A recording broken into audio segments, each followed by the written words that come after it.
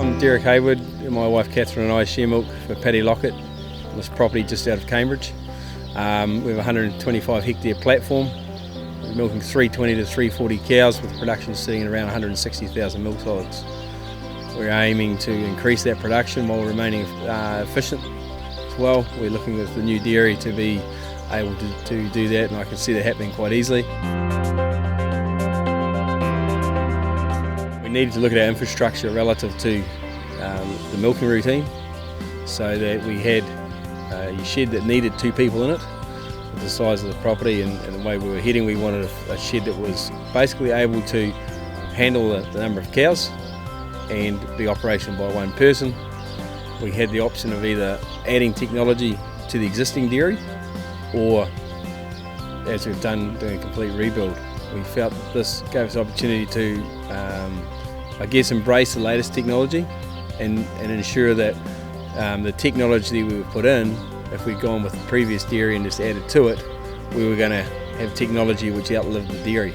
So therefore, doing it this way, we have the most up-to-date technology available to us, and we have a system that we can build on as we go along. As technology develops, the shed can be developed with it. One of the reasons for not looking at longer dairies is simply the time spent rowing cows up. And here the cows are in so much quicker, so much more comfortably. Their comfort has been well catered for, and that they turn in with the sequence gates. They have essentially their own bale. Being a herd of multiple breeds, obviously cow size can vary. Every cow is accommodated, from our smallest, youngest cow, if you like, to the bigger straight Holstein type cow we have. Each cow is just as comfortable as the other. There's no issues with entry through the sequence gate into the head bale into the feed system, or exit. They are comfortable, they're safe, and the operator's also safe. It's practically impossible to be kicked in that shed. We've gone with the option of MPC 680's milking point controllers through the whole dairy. We chose this because it gives us so much more information at point of cow. We can do so many functions there just at the push of a button. It allows us also with that controller to exit and enter cows at any point along their row. The whole row can be let go. It provides whoever's milking with the information they require at milking point. That might be drug treatments, whatever. We're dual feeding each cow. We're running at this stage a base mix and a challenge feed mix, which gives us the option, especially with a split calving, to feed who we need, what we need. We're currently doing that based on milk yield. We have the option through All-Pro to do that on body weight, using their 7-day averages. Our milk yield feeding is done on the 7-day average, and we're stepping up cows as they calve.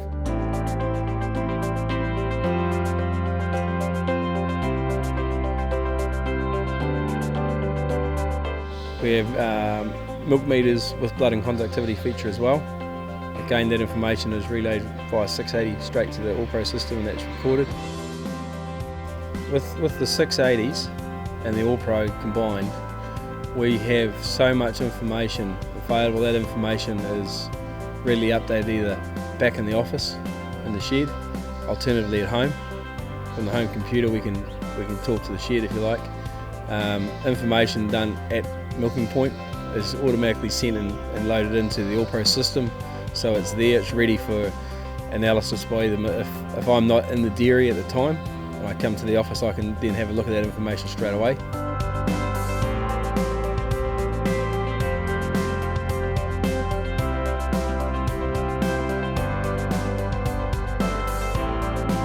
Milkers know that if there's a cow to be drafted, you push the button, it's drafted, it tells me who's been drafted and why.